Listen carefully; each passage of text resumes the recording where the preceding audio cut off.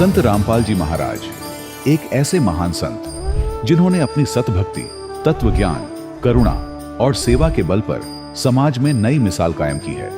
संत रामपाल जी महाराज की अगुवाई में उनके सभी सतलोक आश्रमों से समाज कल्याण के अद्भुत कार्यों ने समाज को सुनहरे भविष्य की एक नई उम्मीद दिखाई है। संत रामपाल जी महाराज से नाम दीक्षा लेने के बाद लाखों लोगों की लाइलाज बीमारियां जैसे कैंसर, एड्स आदि ठीक हुई। संत जी के ज्ञान से प्रेरित होकर उनके अनुयायियों ने लाखों यूनिट रक्तदान किया। संत जी ने लाखों बहन बेटियों का दहेज मुक्त विवाह करवाया।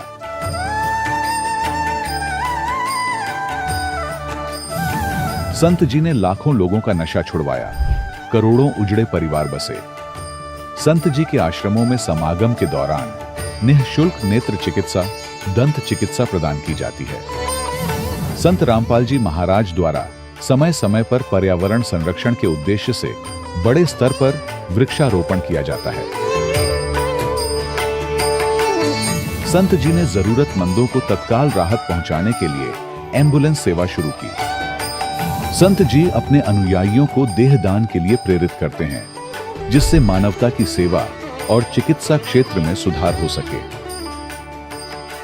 संत रामपाल जी महाराज के सभी आश्रमों में हर रोज निःशुल्क भंडारा आयोजित किया जाता है, जहां हर वर्ग, हर जाति और हर धर्म के लोग एक साथ बैठकर भोजन करते हैं।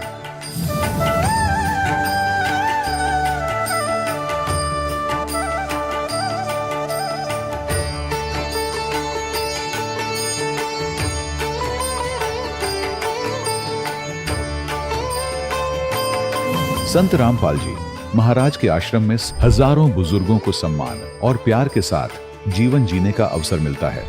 उनके खाने, रहने और स्वास्थ्य की पूरी जिम्मेदारी संत रामपाल जी महाराज उठाते हैं। अनाथ बच्चों के लिए संत रामपाल जी महाराज के सभी आश्रम किसी वरदान से कम नहीं। यहाँ उन्हें शिक्षा, संस्कार और भविष्य के लिए बेहतर अवसर प्रदान किए जाते हैं।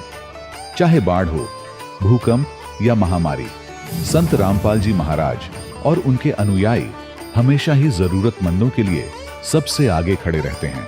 कोविड महामारी के दौरान संत रामपाल जी महाराज के आश्रमों से करोड़ों लोगों के लिए भोजन, दवाइयां और जीवन रक्षक सामग्रियां उपलब्ध कराई गई। चाहे गरीब की मदद हो या किसी शोषित और पीड़ित वर्ग के हक और सम्मान की लड़ाई, संत रामपाल जी महाराज ने हमेशा ही उनकी दबी आवाज को सरकारों तक पहुंचाया है और उन्हें उचित न्याय दिलवाने में अहम भूमिका अदा की है।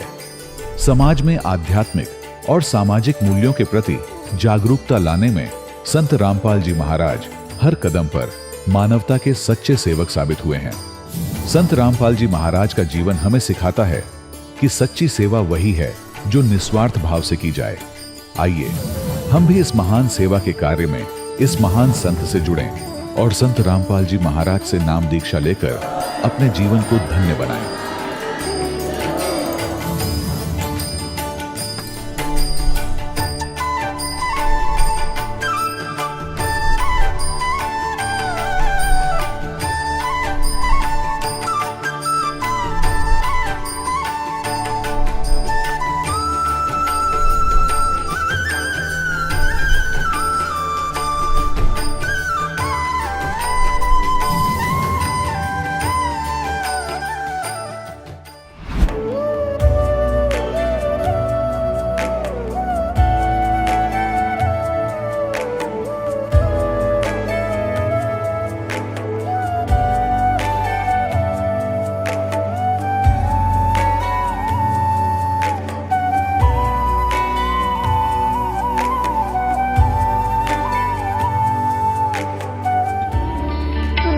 परमात्मा को पाने तथा उसका वास्तविक लाभ प्राप्त करने के लिए पवित्र बाइबल में प्रमाण है कि प्रभु ने मनुष्य को अपना ही स्वरूप बनाया।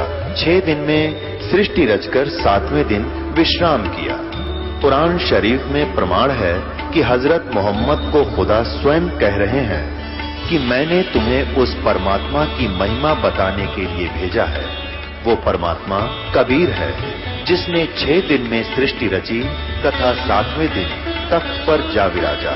उसकी खबर किसी बाखबर से पूछकर तो देखो। कृपया अवश्य सुनिए जगत गुरु तत्वदर्शी संत रामपाल जी महाराज के अमृत वचन। दर्शकों, ये कहानी है छत्तीसगढ़ राज्य के मोगली में रहने वाले कांता प्रसाद जी की, जिनकी शरीर की बढ़ती तकलीफें और मौत का डर सताने लगा। सभी देवी देवताओं की इतनी साधना करके भी असफलता ही मिली। एक दिन उनकी किस्मत ने साथ दिया और उनको ऐसे तारणहार संत द्वारा लिखित पुस्तक मिली, जिसे पढ़कर उनको पूर्ण परमात्मा की जानकारी मिली। उस जगत तारणहार संत के सत्संग सुनने मात्र से उनके दुख और तकलीफें ठीक होने लगी। तो दर्शकों, आखिर वो संत कौन है जिसकी शरण मात्र से सभी दुखों का निवारण हो जाता है? तो आइए सुनते हैं कांता प्रसाद जी की सच्ची कहानी उनकी। आप बताइए। नमस्कार सर। सत साहब सर। सर क्या नाम है आपका?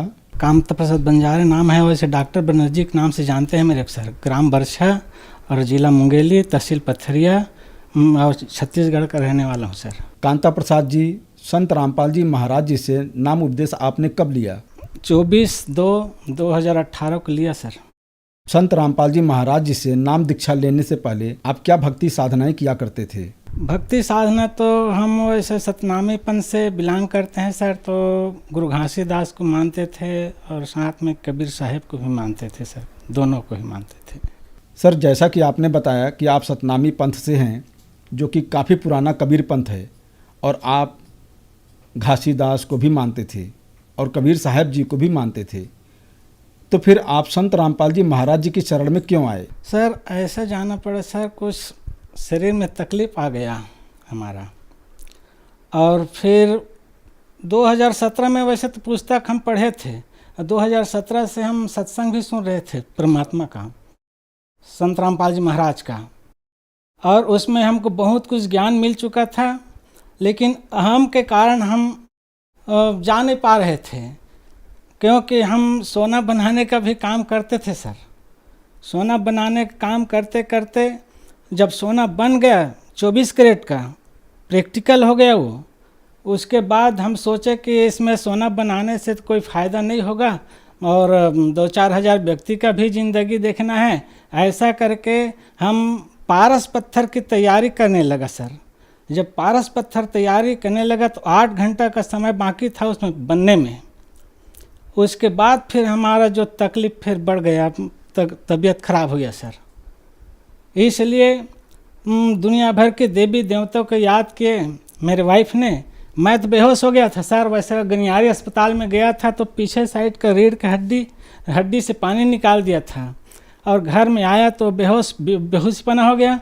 तो हमारे पत्नी, हमारे वाइफ ने पूरा कई प्रकार के देवी देवता का आराधना किया, लेकिन कोई सहमत नहीं हो। लास्ट में फिर बोले कि हे परमात्मा, हम साल भर से हम सत्संग आपके देख रहे हैं, उसके बाद आप आके दया करिए परमात्मा, यहाँ पर हमारे पति को जीवन दान दीजिए। ऐसा करके बोली सर फिर हमारे वाइफ। तब फिर परमात्मा ने एक सोटा रख के और कमंडल रख के संत रामपाल जी महाराज कबीर परमेश्वर के रूप में आए। फिर आने के बाद हमारे मुंह में वो जल डाला सर, चरणामृत। हम नहीं जानते थे, हमको बता रहे थे बाद में जब हमको होश आया तो। लेकिन हमारे वाइफ ने पूरा इस सब को देख रही थी, हर चीज़ को सर।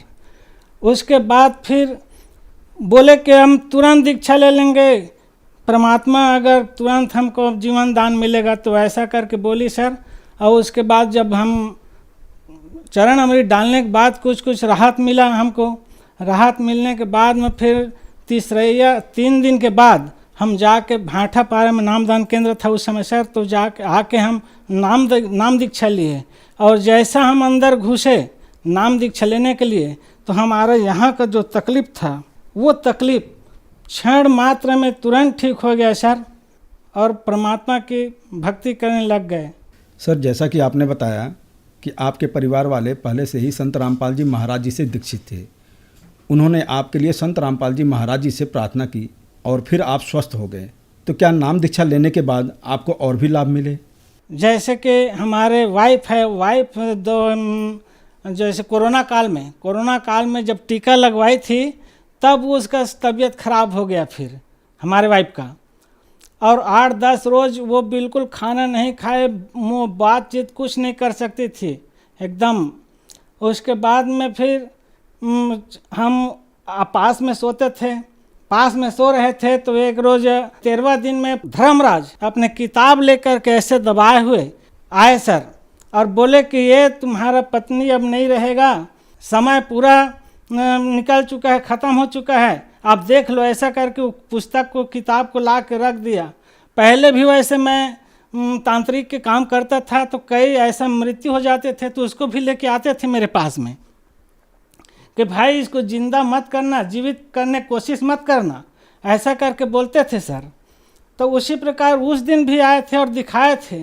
तो सुबह जब उठा, समय 4 बजे का था, तो उठा तो मैं उनसे पूछा कि आपके तो समय है ही नहीं है, अब 11:30 बजे राइट फिक्स है, उसमें लिखा है। ऐसा करके बोले तो बच्चे लोग रोने लग गए, और समय होते जा रहे थे तो और बिल्कुल उसका चेहरा डाउन होते जा रही थी मेरे वाइफ का। उसके बाद में फिर जब 11 बजे और बिल्कुल सीरियस हो गए, एकदम सीरियस हो गए, तो फिर बच्चे लोग के बोला कि यहाँ रोने की क्या ज़रूरत है भाई, तो मुर्दा है, मर गए, मर जाता है तो उसके पास रोना नहीं चाहिए, रोना है तो वो परमात्मा बैठा है, वहाँ जाके आप रोइए भाई सब जने, ऐसा करके बोले सर।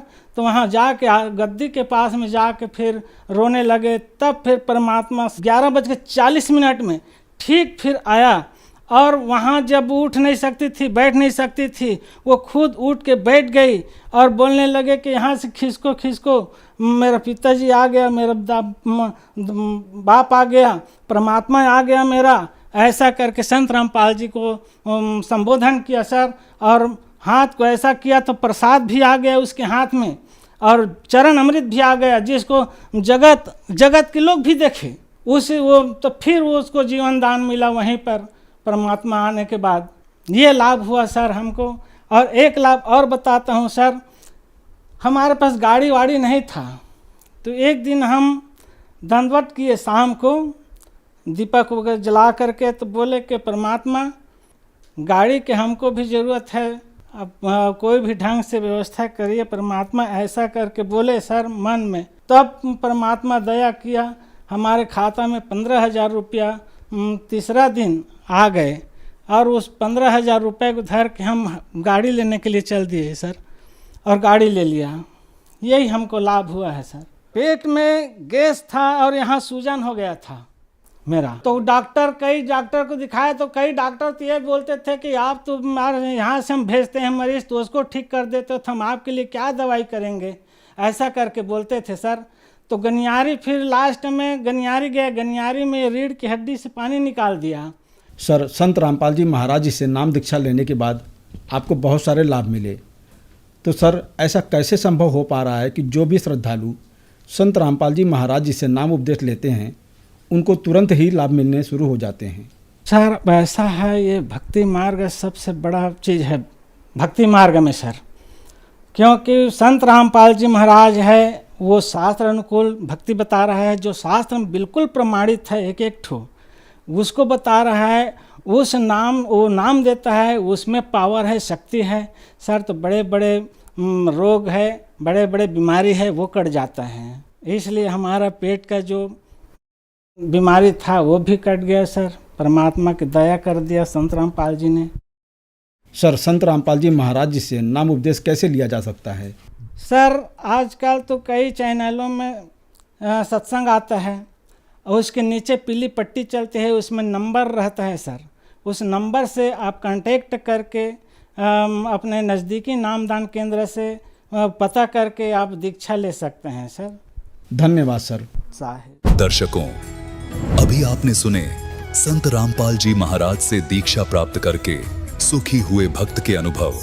अब देखिए जगत गुरु तत्वदर्शी संत रामपाल जी महाराज के मंगल प्रवचन। पुण्यात्माओं, ये शुभ समागम जो चल रहा है, ये उसी पुण्य दिवस के उपलक्ष्य में चल रहा है। ज्येष्ठ सुदी पूर्णमासी, जेठ उतरते की पूर्णवासी देसी भाषा में, संवत 1455 सन 1398 का वो शुभ दिन, जिस दिन परमात्मा सतलोक से चलकर आए और काशी शहर से बाहर एक सरोवर के अंदर, लहर तारा नामक सरोवर के अंदर खिले हुए कमल के फूल पर एक शिशु रूप धारण करके विराजमान हुए। उनको उस समय एक रामानंद जी ऋषि के शिष्य ऋषि अष्टानंद जी वहां उस सरोवर में स्नान करके ब्रह्म मुहूर्त में सुबह सुबह और साधना करने की चेष्टा कर रहे थे, जो उनके गुरु जी ने साधना बताई थी। प्राकृतिक शांति का वो लाभ उठा रहे थे। उन्होंने देखा कि आकाश से एक प्रकाश का पुंज गोला आया।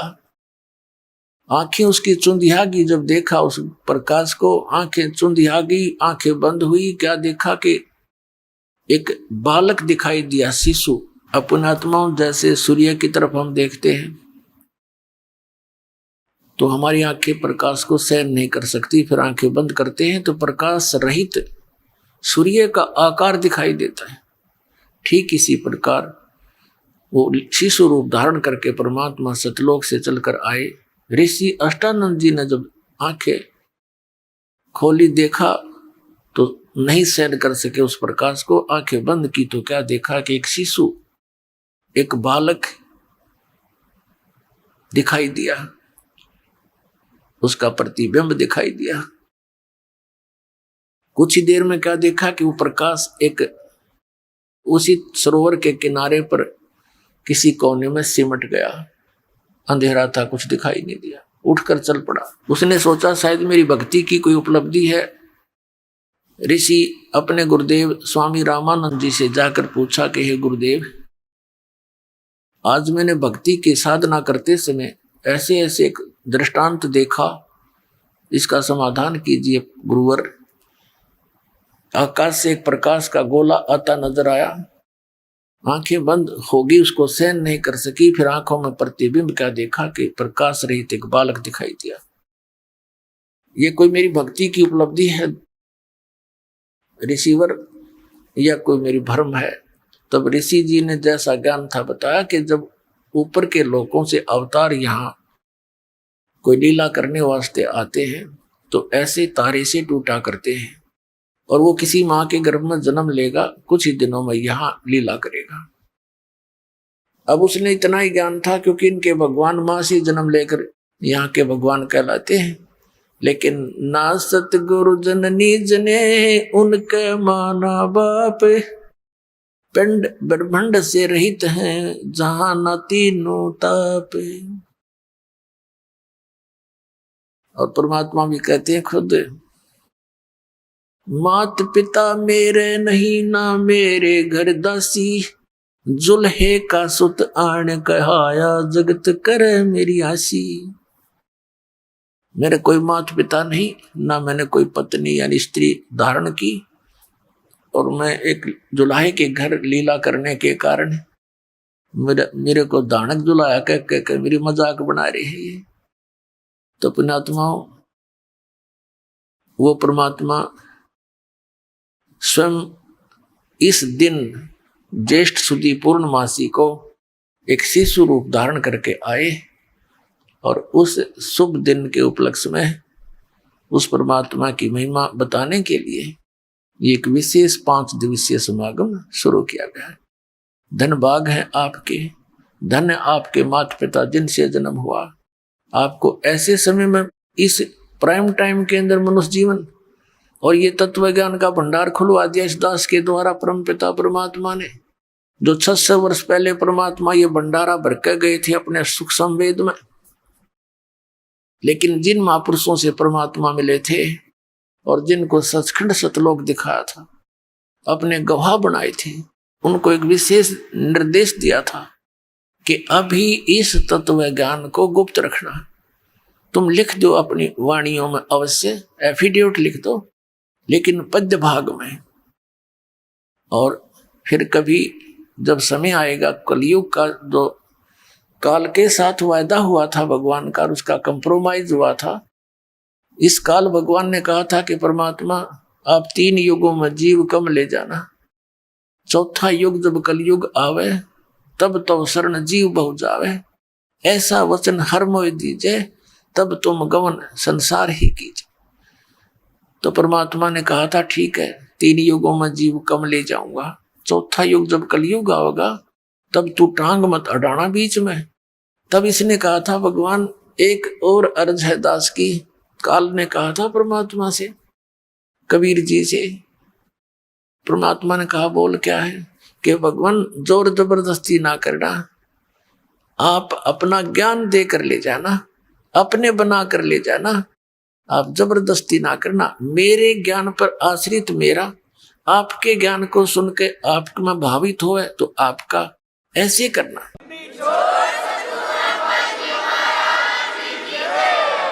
तो परमात्मा को मालूम था कि मेरा बने बिना वहां कोई जा ही नहीं सकता, क्योंकि मुझसे तो ये बिछुड़ कर आए ही हैं। जब तक जिस आस्था से आप इस काल के साथ यहाँ आए हो, डटे नहीं डटे वहां पर, तो ऐसी ही श्रद्धा आपकी इस ज्ञान से और इस भक्ति के प्रेशर से आपकी इतनी आस्था बन जाएगी, इस विश्व में आपको कबीर परमेश्वर के अतिरिक्त कोई और भगवान दिखाई नहीं देगा पूरे विश्व में। ये देख लेना एक दिन आएगा, और है भी नहीं।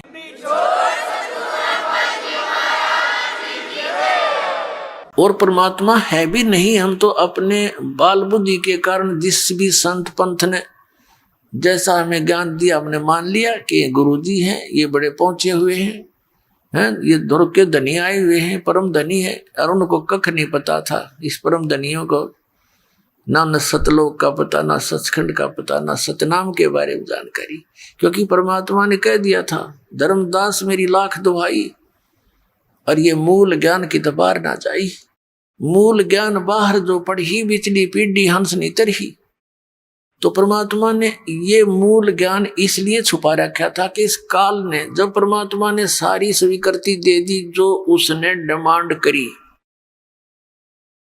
और वचनबद्ध कर लिए भगवान को, परमात्मा को पता था इसने कर लेने दे, जो कराई तो इतना ही कर सकता है।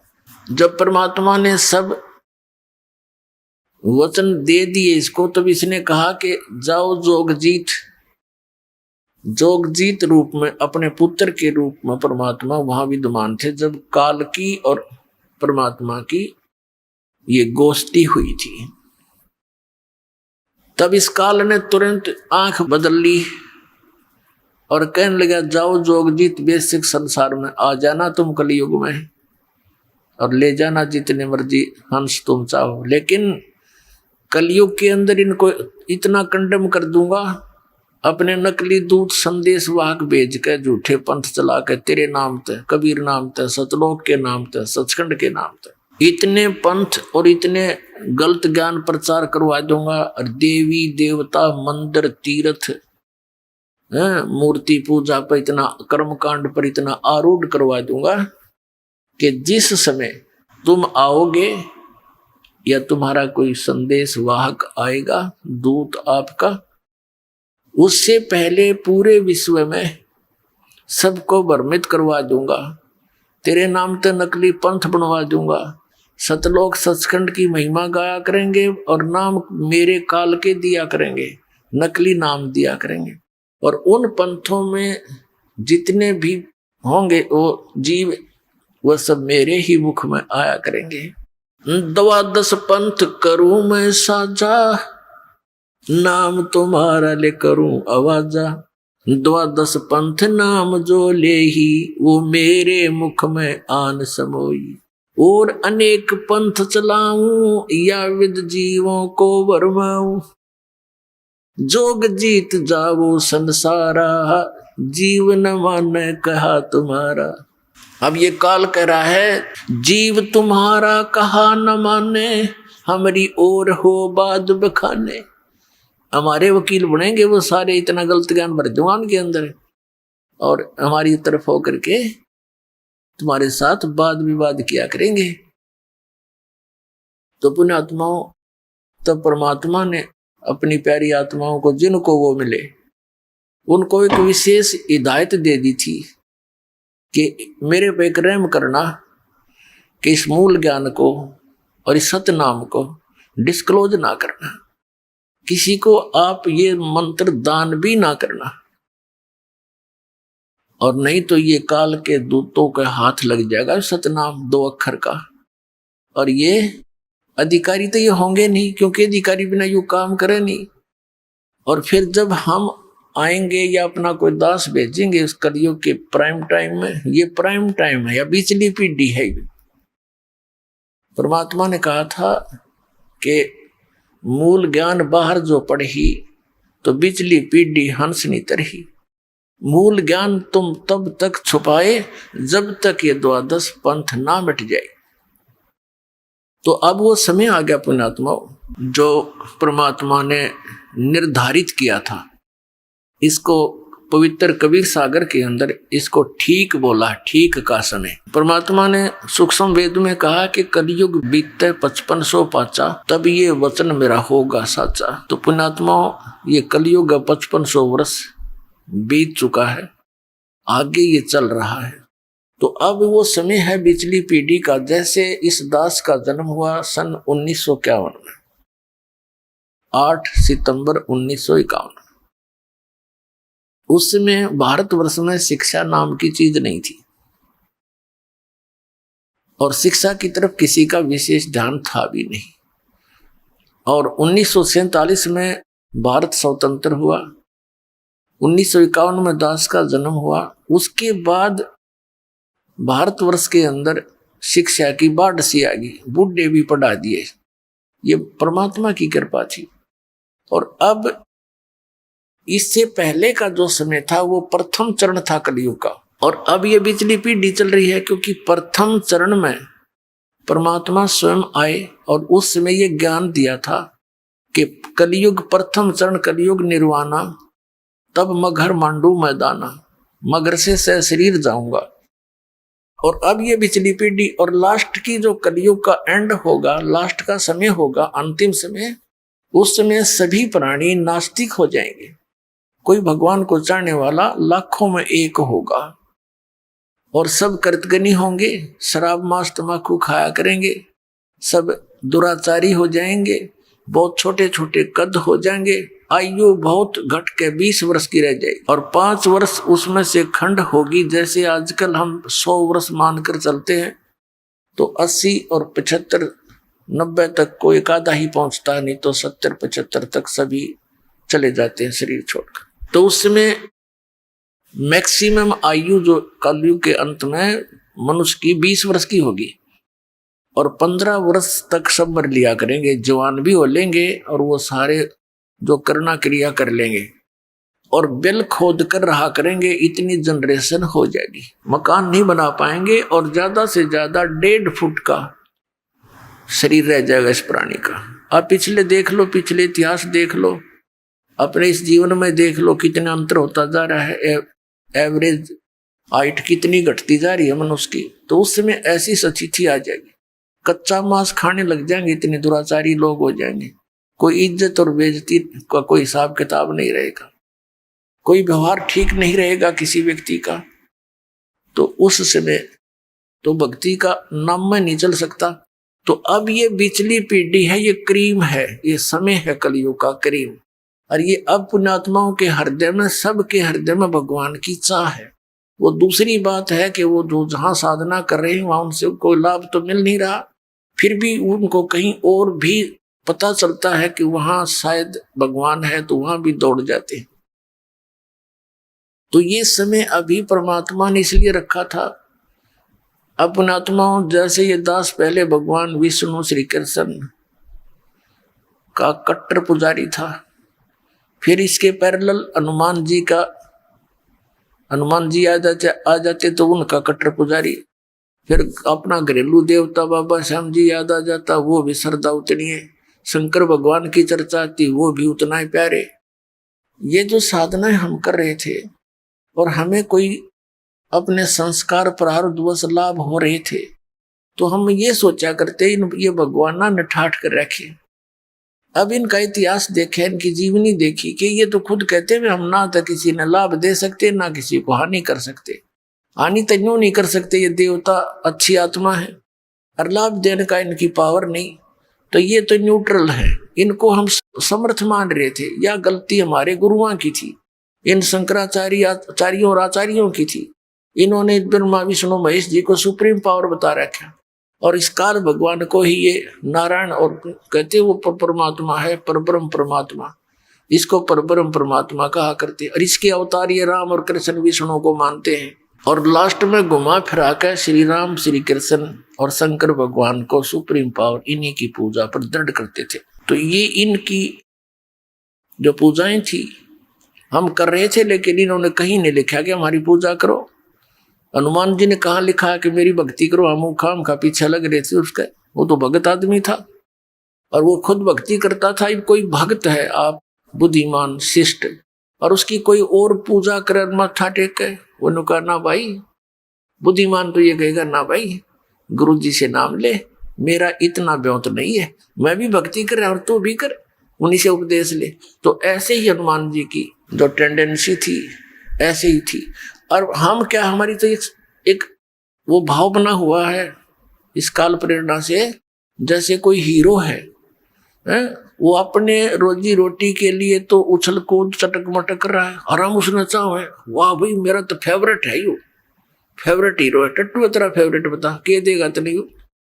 तो नो इस हनुमान के पीछे लाग दिया, पहलवान था, पहाड़ उठा लिया, अच्छे गढ़ दिए हुए, लंका फूक दी, हम इस पर प्रभावित हो गए। अब कहने का भाव दास का ये नहीं है कि ये कोई बुरे व्यक्ति थे या बुरे भगत थे, नहीं, ये नेक आत्मा थी, लेकिन पूज्य नहीं थे, आदरणीय है।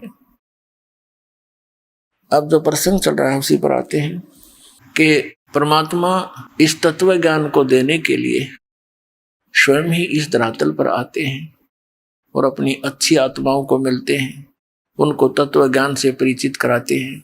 तो यहाँ अब ये कलयुग का जो समय आ गया है, ये पीक टाइम है, ये प्राइम टाइम है, या बिचली पीटी है। और परमात्मा ने कहा था, धर्मदास मेरी लाख दुहाई, ये सार शब्द की तबार ना जाए। सार शब्द एक तो मूल ज्ञान है, ये मूल ज्ञान जो दास आपको बता रहा है ये तत्व ज्ञान है, दिया हुआ कबीर भगवान का। दास तो एक है टेप रिकॉर्डर है, और उसका भेजा हुआ दास है, उसका कुत्ता है। आप उसके बच्चे हो, आप धनी हो, आप धनियों की हानि हो रही है, चोर लगे हुए हैं, क्योंकि आप सत भक्ति ना करके नकलियां का फंसे हुए हो। इसलिए आपको भौंक भौंक कर जगा रहा है कि संभलो, जागो, तुम्हारी चोरी हो रही है, तुम्हारा अनमोल धन नष्ट हो रहा है। अब जो पुण्यात्मा होते हैं वो कुत्ते की आवाज को सुनकर धनी होते हैं, वो अवश्य जागते हैं। निर्धन तो पड़ा रहेगा, उसने सोचा 2 थाली पड़ी है, ठा ले जाएगा, को उठाओगा तो सोवन ठाटते।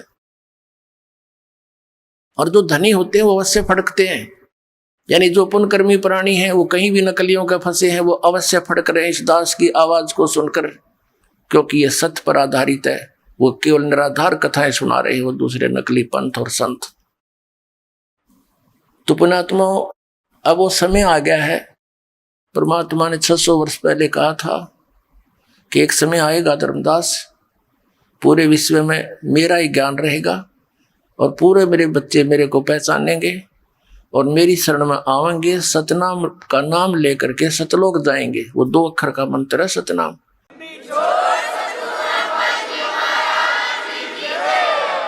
इस सतनाम को देने का इस विश्व में कोई अधिकारी नहीं है पुण्यात्मा, इस दास के अतिरिक्त। यह अभिमान ना समझना, ये तत्व ज्ञान समझना, यानी सच्चा ज्ञान समझना।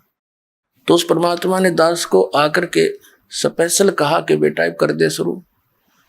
सन 1997 में इस दास को परमात्मा आकर मिले और कहा कि अब यह समय आ गया है, अब खोल दे इस पिटारे को, भंडारे को, और तेरे साथ रहूंगा, चिंतित मत होना।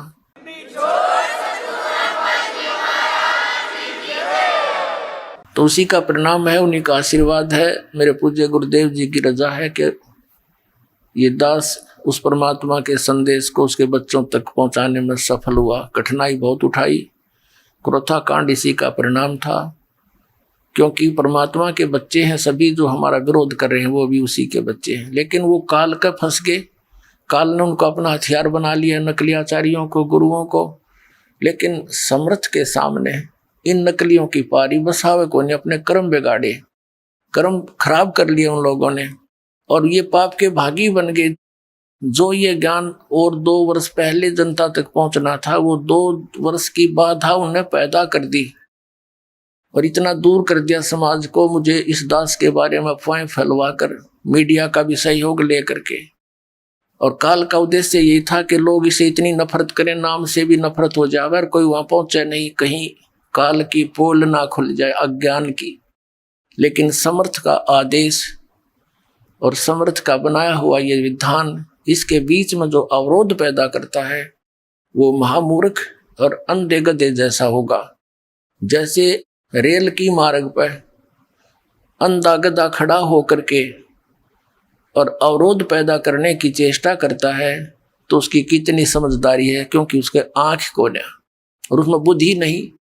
जैसे ट्रेन आ रही हो, एक अंधा गधा खड़ा था रेल की पटरी पे और गाड़ी आ रही थी। उसने देखा जिस दिशा से कोई डिस्टरबेंस लगी, खड़खड़ खड़ की आवाज आई, उसने उसी साइड में अपने पिछले पैर कर लिए। अकाने दे, मुझे कौन डिस्टर्ब करेगा। दोनों दलुत्ती पहना ली। जब वो रेल ट्रेन निकट आई, दोनों ठोकी उसने, तो वो ठा कर भगा दिया, टुकड़े टुकड़े हो गया। तो पुण्यात्माओं, इस परमात्मा का मार्ग है ये, उस समर्थ का चला हुआ ये मार्ग है। इस मार्ग में जो अवरोध पैदा करेगा वो हिरण्यकशिपु की कैटेगरी में आएगा, वो कंस की कैटेगरी में होगा।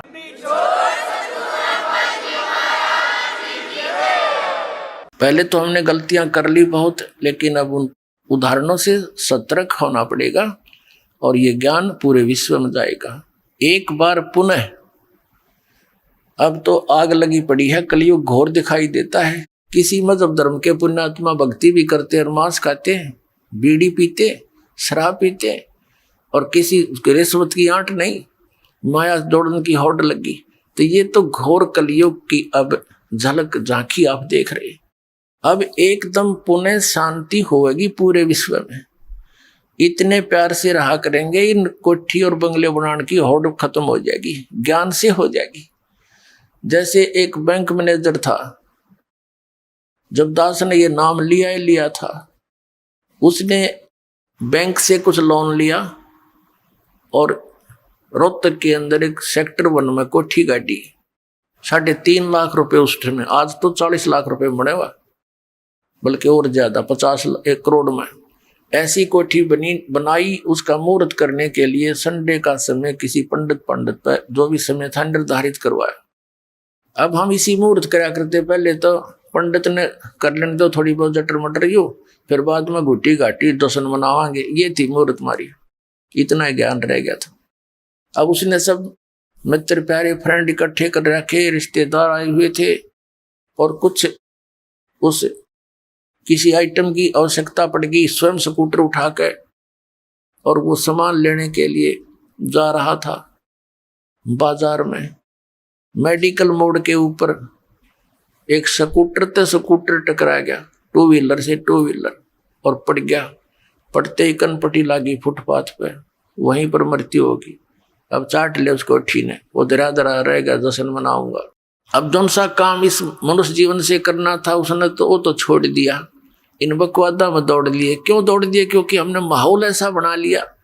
अध्यात्म ज्ञान के आधार से हम यहाँ इस साइड में पकड़ गए, दूसरी स्पीड पकड़नी थी, भगवान की भक्ति करनी थी। एक मकान ठीक अपना बना ले, ठीक सा, गर्मी सर्दी से बचने के लिए तो इसलिए बना था कि भक्ति में बाधा करती है प्राकृतिक यहाँ की आपदाएं। कभी गर्मी घनी, कभी सर्दी, कभी वर्षा आ गई, कहीं ओले गिर गए, तो उससे बचकर भक्ति करने में डिस्टर्बेंस ना हो, इसलिए झोपड़ी झापड़ी डाल कर अपना टाइम पास करना था। अब जैसे, क्योंकि वो बातें पहले तो असर कर नहीं थी, यो नाम लेने के बाद तो कति कलेजे में लग गए ये बातें। सचमुच यो के सांग होया।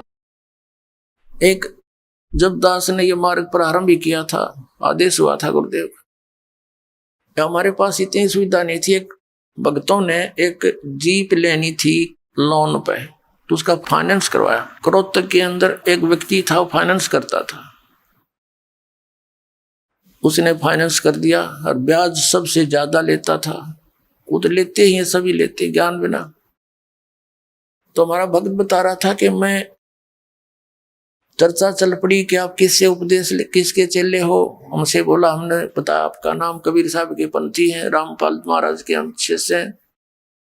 और हमने भक्त कह रहे थे, हमने भी उसके पिताजी बैठे थे ऑफिस में, तब तक हम इंतजार कर रहे थे, उस लोन करने वाले उसके पुत्र की इंतजार कर रहे थे उसके ऑफिस में बैठ के।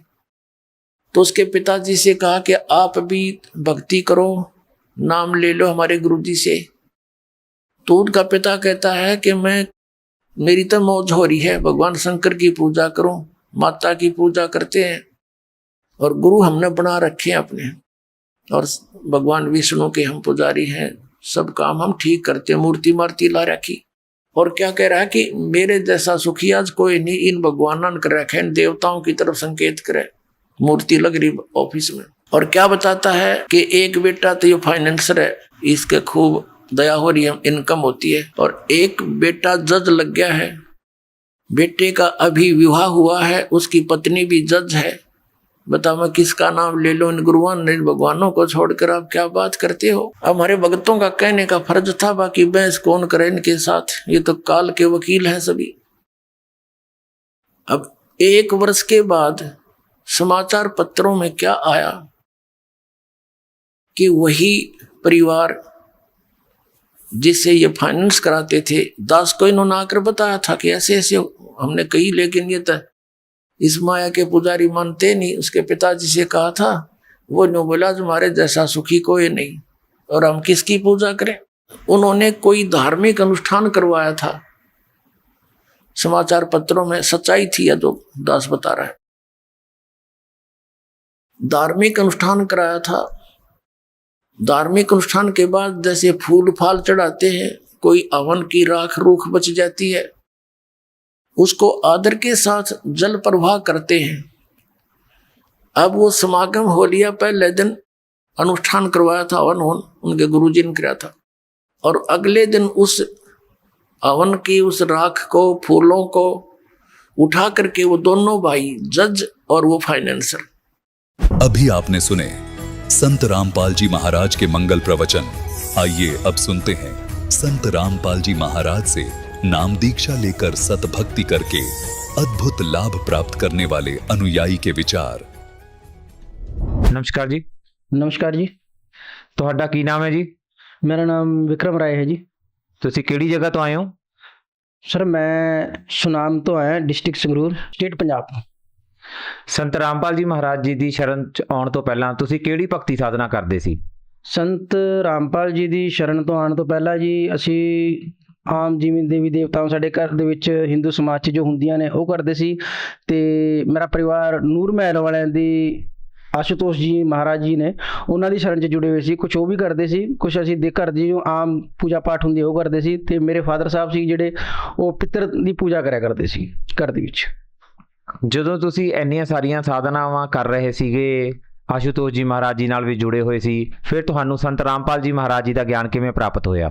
ਸੰਤ ਰਾਮਪਾਲ ਜੀ ਦਾ ਗਿਆਨ ਮੈਨੂੰ ਇਸ ਤਰੀਕੇ ਨਾਲ ਪ੍ਰਾਪਤ ਹੋਇਆ। ਅਤੇ ਅਸੀਂ ਜਦੋਂ ਦੇਵੀ ਦੇਵਤਾਵਾਂ ਦੀ ਭਗਤੀ ਵੀ ਕਰਦੇ ਸੀ ਅਤੇ ਪਿੱਤਰ ਪੂਜਾ ਵੀ ਹੁੰਦੀ ਸੀ, ਸਾਡੇ ਹਰ ਮੱਸਿਆਂ ਦੇ ਵਿੱਚ ਰਾਤ ਜਗਾਈ ਜਾਂਦੀ ਸੀ। ਅਤੇ ਪਰਿਵਾਰ ਮੇਰਾ ਬਹੁਤ ਦੁਖੀ ਸੀਗਾ। ਫਾਦਰ ਸਾਹਿਬ ਮੇਰੇ ਡਰਿੰਕ ਕਰਦੇ ਸੀ, ਮੈਂ ਵੀ ਬਹੁਤ ਡਰਿੰਕ ਕਰਦਾ ਹੁੰਦਾ ਸੀਗਾ, ਲੇਕਿਨ ਪਰਿਵਾਰ ਬਹੁਤ ਹੀ ਜ਼ਿਆਦਾ ਕਸ਼ਟ ਸੀਗਾ, ਬਹੁਤ ਜ਼ਿਆਦਾ ਦੁਖੀ ਰਹਿੰਦਾ ਸੀਗਾ। ਕੋਈ ਵਪਾਰ ਦਾ ਇੰਨਾ ਵਿਵਸਾਏ ਨਹੀਂ ਸੀਗਾ।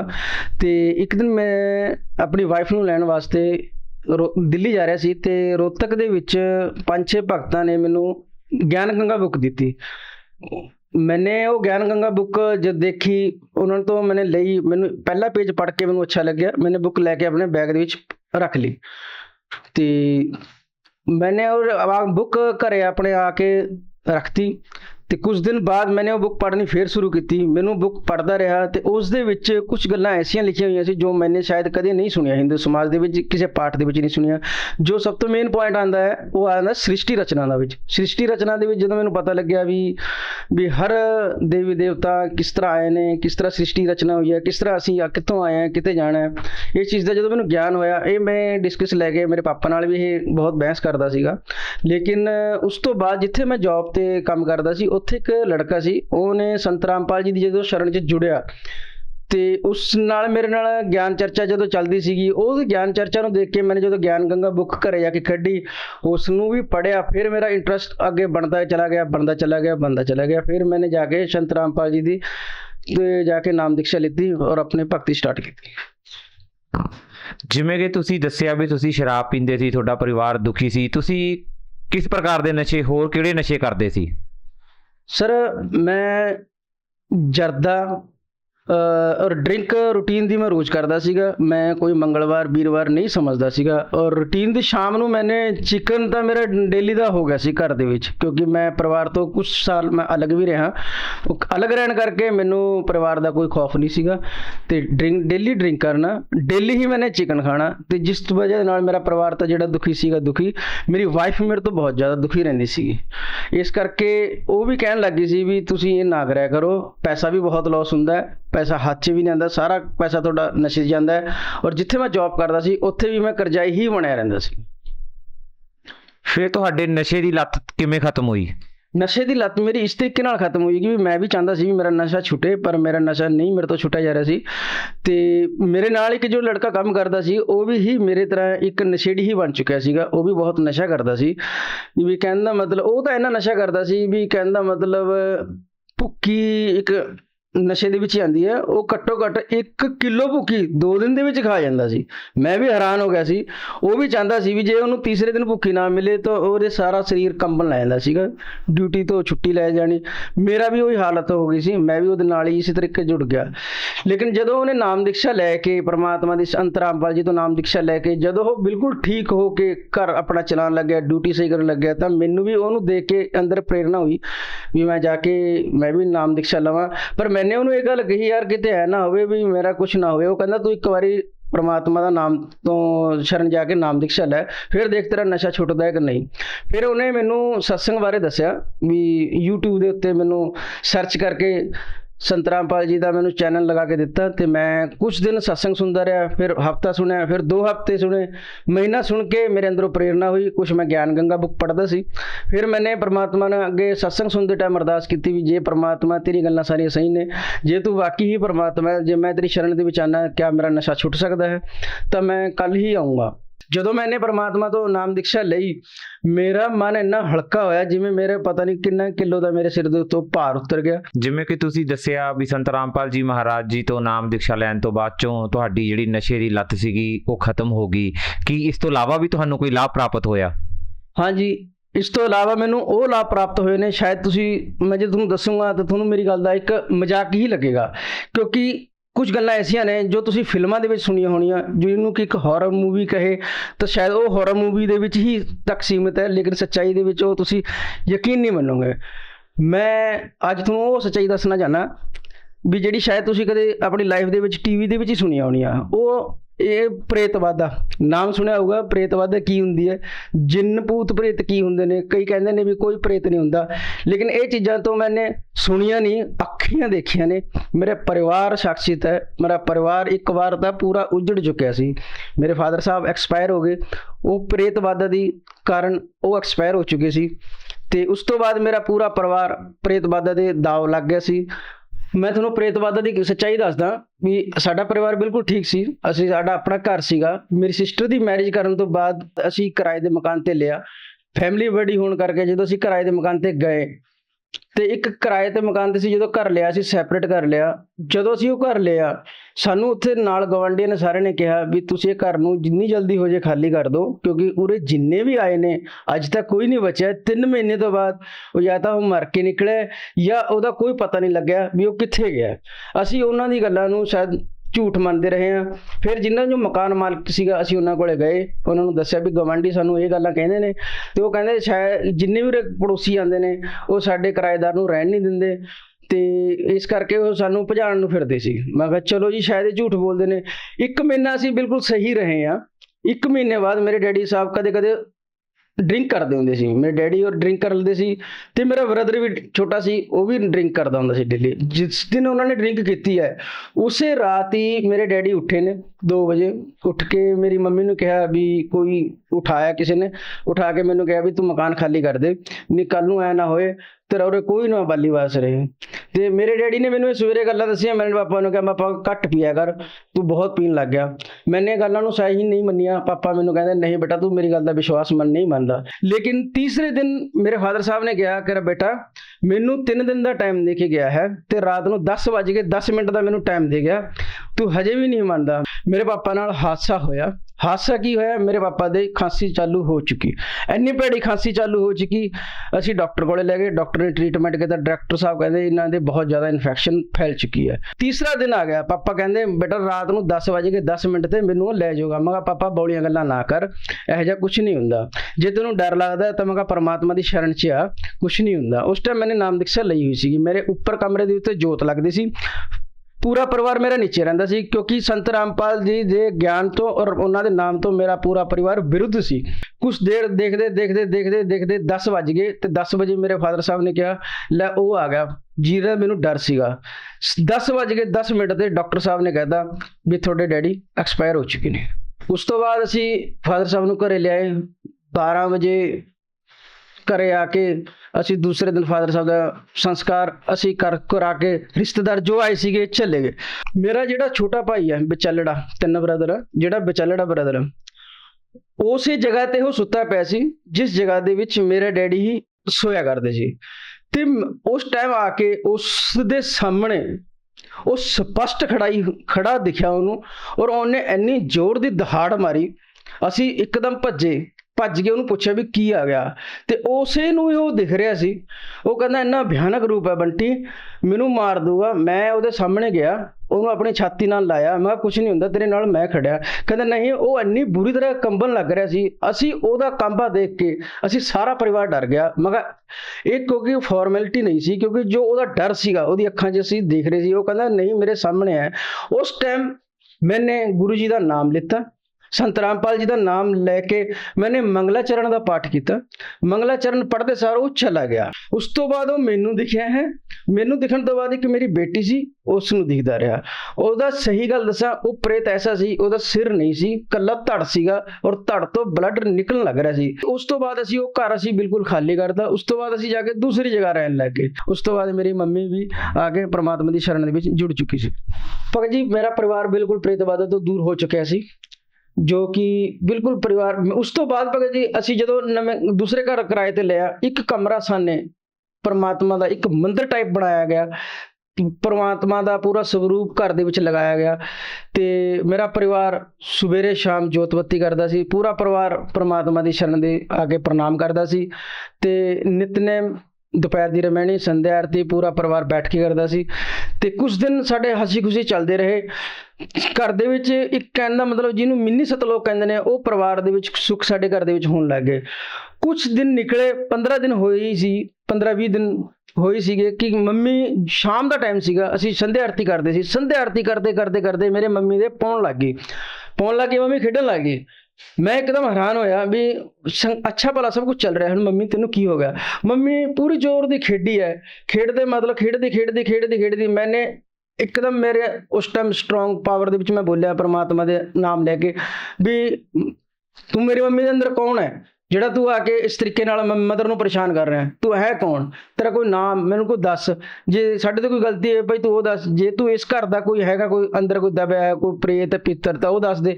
ਵੀ ਕਈ ਵਾਰ ਕਿਸੇ ਦੇ ਆਪਾਂ ਘਰ ਦੇ ਵਿੱਚ ਕਿਰਾਏ 'ਚ ਬੈਠੇ ਨੇ, ਆਪਾਂ ਨੂੰ ਨਹੀਂ ਪਤਾ ਹੁੰਦਾ। ਉਹ ਕਹਿੰਦਾ ਨਹੀਂ ਤੁਸੀਂ ਮੈਨੂੰ ਗਲਤ ਨਾ ਸਮਝੋ, ਮੈਂ ਤੇਰਾ ਪਾਪਾ, ਮੈਂ ਗੁਜ਼ਰ ਗਿਆ ਸੀਗਾ। ਧਿਆਨ ਨਾਲ ਦੇਖ ਬੰਟੀ, ਮੈਂ ਤੁਹਾਨੂੰ ਮਿਲਣ ਆਇਆ, ਮੈਨੂੰ ਕਿਹਨੇ ਭੇਜਿਆ ਤੂੰ ਸੋਚ ਨਹੀਂ ਸਕਦਾ। ਮੈਂ ਕਿਹਾ ਮੈਂ ਕਿਵੇਂ ਮੰਨ ਲਾਂ ਤੂੰ ਮੇਰਾ ਪਾਪਾ ਹੈ? ਮੈਂ ਕਿਹਾ ਪਹਿਲੀ ਗੱਲ ਹਜੇ ਪਾਪਾ ਨੂੰ ਗਏ ਨੂੰ 2 ਮਹੀਨੇ ਵੀ ਨਹੀਂ ਹੋਏ, ਮਹੀਨਾ ਵੀ ਨਹੀਂ ਹੋਇਆ, ਔਰ ਤੁਸੀਂ ਇਹ ਗੱਲ ਕਹਿ ਰਹੇ ਹੋ ਮੈਂ ਤੇਰਾ ਪਾਪਾ, ਮੈਂ ਇਸ ਚੀਜ਼ ਨੂੰ ਨਹੀਂ ਕਿਵੇਂ ਵਿਸ਼ਵਾਸ ਕਰਾਂ? ਮੰਮੀ ਨੇ ਅੰਦਰ ਮੇਰੇ ਪਾਪਾ ਜੀ ਨੂੰ ਪੁੱਛਿਆ, ਮੈਂ ਕਿਹਾ ਤੈਨੂੰ ਕਿਵੇਂ ਬਚਾਇਆ? ਕਹਿੰਦਾ ਤੈਨੇ ਮੇਰੇ ਨਾਮ ਦਾ ਪਾਠ ਪ੍ਰਕਾਸ਼ ਕਰਵਾਇਆ ਸੀ ਮੇਰੇ ਮਰਨ ਤੋਂ ਬਾਅਦ ਵੀ ਮੇਰੇ ਪਾਪਾ ਦੀ ਆਤਮਾ ਨੂੰ ਸੰਤ ਰਾਮਪਾਲ ਜੀ ਆਪਣੀ ਸ਼ਰਨ ਦੇ ਵਿੱਚ ਲਵੇ। ਤੇ ਉਹਨਾਂ ਨੇ ਮੈਨੂੰ ਦੱਸਿਆ ਵੀ ਜਦੋਂ ਮੈਂ ਮਰ ਰਿਹਾ ਸੀ ਮੈਨੂੰ ਜਿੰਨ ਗਲ ਘੁੱਟ ਕੇ ਮਾਰਨ ਲੱਗ ਰਿਹਾ ਸੀ, ਜਿਹਦਾ ਸਿਰ ਨਹੀਂ ਸੀਗਾ ਉਹ ਮੈਨੂੰ ਗਲ ਘੁੱਟ ਕੇ ਮਾਰ ਲਿਆ ਸੀ। ਜਦੋਂ ਉਹ ਮੈਨੂੰ ਗਲ ਘੁੱਟ ਕੇ ਮਾਰ ਕੇ ਜਦੋਂ ਚਲਾ ਗਿਆ, ਉਸ ਤੋਂ ਬਾਅਦ ਜਮਜੂਤ ਆਏ ਸੀਗੇ। ਪ੍ਰੇਤ ਤਾਂ ਆਪਣਾ ਕੰਮ ਕਰਕੇ ਚਲਾ ਗਿਆ, ਜਮਜੂਤ ਆਉਣ ਤੋਂ ਪਹਿਲਾਂ, ਉਸ ਤੋਂ ਪਹਿਲਾਂ ਪਿੱਤਰ ਆਏ ਸੀਗੇ। ਜਦੋਂ ਮੈਨੂੰ ਪਿੱਤਰ ਲੈ ਕੇ ਜਾ ਰਿਹਾ ਸੀਗਾ ਆਪਣੇ ਲੋਕ ਦੇ ਵਿੱਚ, ਕਿਉਂਕਿ ਮੈਂ ਪਹਿਲਾਂ ਪਿੱਤਰ ਦੀ ਪੂਜਾ ਕਰਦਾ ਸੀ, ਜਦੋਂ ਪਿੱਤਰ ਆਪਣੇ ਨਾਲ ਲੈ ਕੇ ਜਾ ਰਿਹਾ ਸੀਗਾ ਤੇ ਜਮਜੂਤਾਂ ਨੂੰ ਦੇਖ ਕੇ ਪਿੱਤਰ ਭੱਜ ਗਿਆ। ਜਦੋਂ ਉਹ ਭੱਜ ਗਿਆ, ਉਸ ਤੋਂ ਬਾਅਦ ਜਮਜੂਤ ਮੇਰੇ ਡੈਡੀ ਨੂੰ ਘਸੀੜਦੇ ਹੋਏ ਲੈ ਕੇ ਜਾ ਰਹੇ ਸੀ, ਬਹੁਤ ਬੁਰੀ ਤਰ੍ਹਾਂ ਮਾਰਦੇ ਹੋਏ ਲੈ ਕੇ ਜਾ ਰਹੇ ਸੀ। ਇਹ ਗੱਲਾਂ ਮੇਰੇ ਮੰਮੀ ਨੇ ਅੰਦਰ ਮੇਰੇ ਡੈਡੀ ਨੂੰ ਨੇ ਮੈਨੂੰ ਦੱਸੀਆਂ। ਮੈਂ ਹੈਰਾਨ ਹੋ ਗਿਆ ਇਹ ਗੱਲਾਂ ਸੁਣ ਕੇ ਵੀ ਜਮਜੂਤ ਇਹ ਗੱਲਾਂ ਜਿਹੜੀਆਂ ਸੁਣੀਆਂ ਸੀ ਇਹ ਗੱਲਾਂ ਸਹੀ ਨੇ। ਲੇਕਿਨ ਮੇਰੇ ਪਾਪਾ ਜੀ ਜਦੋਂ ਮੈਨੂੰ ਦੱਸ ਰਹੇ ਸੀਗੇ, ਮੈਨੂੰ ਸਾਰੀ ਗੱਲਾਂ ਸਹੀ ਲੱਗ ਰਹੀਆਂ ਸੀ। ਕਹਿੰਦਾ ਜਮਜੂਤ ਜਦੋਂ ਲੈ ਕੇ ਜਾ ਰਹੇ ਸੀਗੇ, ਹਜੇ ਮੈਨੂੰ ਇੰਨੀ ਹੀ ਦੂਰ ਲੈ ਗਏ ਸੀ ਵੀ ਬਹੁਤ ਦੂਰ ਤੱਕ ਲੈ ਗਏ ਸੀ ਜਿੱਥੇ ਅੰਧੇਰਾ ਹੀ ਅੰਧੇਰਾ ਸੀ। ਉਸ ਤੋਂ ਬਾਅਦ ਤੇਰੇ ਗੁਰੂ ਜੀ ਉੱਪਰ ਤੋਂ ਆਏ ਨੇ, ਉੱਪਰ ਤੋਂ ਆ ਕੇ ਉਹਨਾਂ ਨੇ ਮੈਨੂੰ ਦੋਨਾਂ ਹੱਥਾਂ ਨਾਲ ਮੈਨੂੰ ਚੱਕਿਆ, ਜਿਹਨੂੰ ਦੇਖ ਕੇ ਜਮਜੂਤ ਬਹੁਤ ਦੂਰ ਭੱਜ ਗਈ ਸੀ, ਲਵੇ ਵੀ ਨਹੀਂ ਆਏ। ਉਹ ਜਦੋਂ ਛੱਡ ਕੇ ਭੱਜ ਗਏ, ਮੈਂ ਜਦੋਂ ਨੀਚੇ ਆ ਰਿਹਾ ਸੀ ਤਾਂ ਤੇਰੇ ਗੁਰੂ ਜੀ ਨੇ ਮੈਨੂੰ ਬਚਾਇਆ। ਬਚਾ ਕੇ ਕੋਈ ਗੱਲ ਉਹਨਾਂ ਨੇ ਕਹੀ ਕਿ ਤੇਰੇ ਲੜਕੇ ਨੇ ਤੇਰਾ ਲੜਕਾ ਜੋ ਹੈ ਬੜਾ ਲੜਕਾ, ਉਹ ਮੇਰੀ ਸ਼ਰਨ ਦੇ ਵਿੱਚ ਹੈ ਔਰ ਉਹਨੇ ਪ੍ਰਾਰਥਨਾ ਕੀਤੀ ਹੈ, ਉਹਨੇ ਤੇਰੇ ਨਾਮ ਦਾ ਪਾਠ ਪ੍ਰਕਾਸ਼ ਕਰਵਾਇਆ, ਉਹਦੀ ਵਜ੍ਹਾ ਕਰਕੇ ਮੈਂ ਤੈਨੂੰ ਉਰੇ ਬਚਾਉਣ ਆਇਆ। ਉਸ ਮੈਂ ਜਦੋਂ ਇੰਨੀ ਗੱਲ ਸੁਣੀ, ਮੇਰੇ ਅੰਦਰ, ਮੇਰੇ ਪਰਿਵਾਰ ਦੇ ਅੰਦਰ, ਮੇਰੇ ਜੋ ਬ੍ਰਦਰ ਬੈਠੇ ਸੀਗੇ, ਸਾਡੇ ਅੰਦਰ ਖੁਸ਼ੀ ਦੀ ਇੰਨੀ ਲਹਿਰ ਲੱਗੀ। ਅਸੀਂ ਜ਼ੋਰ ਦੀ ਗੁਰੂ ਜੀ ਦਾ ਨਾਮ ਲੈ ਕੇ ਅਸੀਂ ਜੈਕਾਰਾ ਲਗਾਉਣ ਲੱਗ ਗਏ। ਤੇ ਭਗਤ ਜੀ ਤੁਹਾਨੂੰ ਕੀ ਦੱਸਾਂ, ਜਦੋਂ ਉਹਨਾਂ ਨੇ ਕਿਹਾ, ਮੈਂ ਕਿਹਾ ਹੋਰ ਦੱਸੋ ਤੁਸੀਂ ਕਿਵੇਂ ਹੋ? ਕਹਿੰਦਾ ਮੈਂ ਠੀਕ ਆ, ਗੁਰੂ ਜੀ ਨੇ ਮੈਨੂੰ ਇੱਕ ਮਿਨੀ ਸਤਲੋਕ ਦੇ ਵਿੱਚ ਰੱਖਿਆ ਹੋਇਆ ਤੇ ਉਹ ਕਹਿੰਦੇ ਵੀ ਟਾਈਮ ਆਉਣ ਤੋਂ ਬਾਅਦ ਤੇਰਾ ਦੁਬਾਰਾ ਜਨਮ ਹੋਏਗਾ। ਲੇਕਿਨ ਬੇਟਾ ਮੈਂ ਹੁਣ ਆਇਆ ਤੈਨੂੰ ਇਹ ਦੱਸਣ ਵਾਸਤੇ ਵੀ ਮੈਂ ਬਿਲਕੁਲ ਸਹੀ ਆ। ਇਸ ਚੀਜ਼ ਦਾ ਮੈਂ ਪ੍ਰਮਾਣ ਦੇਣ ਵਾਸਤੇ ਆਇਆ ਸੀ ਵੀ ਗੁਰੂ ਜੀ ਨੇ ਕਿਹਾ ਸੀ ਵੀ ਜਾ ਕੇ ਨੀਚੇ ਤੂੰ ਪ੍ਰਮਾਣ ਦੇ ਵੀ ਤੂੰ ਬਿਲਕੁਲ ਠੀਕ ਹੈ ਤੇ ਜੋ ਤੇਰਾ ਪਾਠ ਪ੍ਰਕਾਸ਼ ਜੋ ਚੱਲ ਰਿਹਾ ਹੈ ਬਿਲਕੁਲ ਸਹੀ ਚੱਲ ਰਿਹਾ ਹੈ। मैंने कहा जी ठीक है। तो हुण उन्होंने जानते मैंने कहा भी मैं हुण जा रहा और मैं बिल्कुल ठीक हाँ। मैंने ठीक है। फिर मेरे जाते पूरे परिवार को कह गया भी तुसी भी संत रामपाल जी की शरण दे विच आओ तो अपना कल्याण कराओ।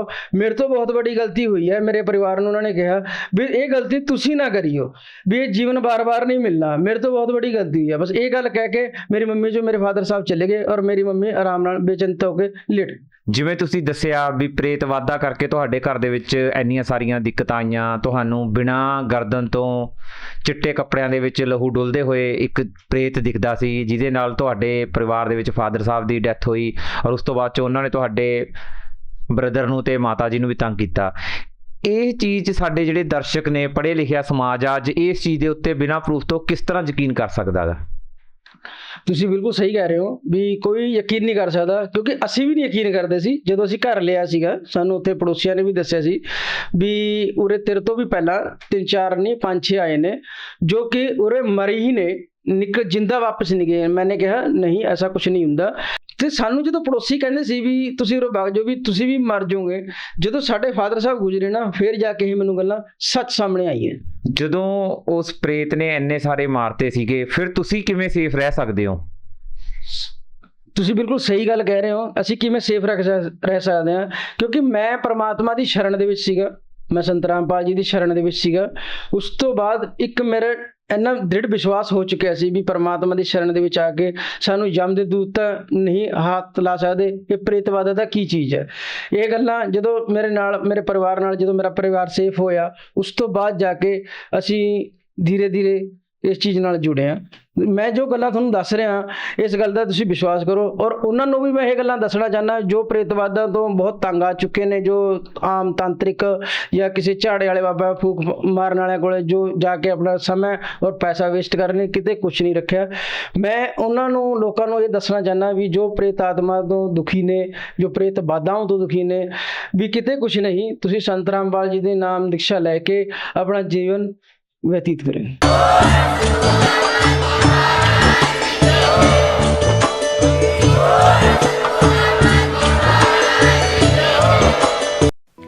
आप सुन रहे थे जगत गुरु तत्वदर्शी संत रामपाल जी महाराज के मंगल प्रवचन। अधिक जानकारी के लिए संपर्क करें।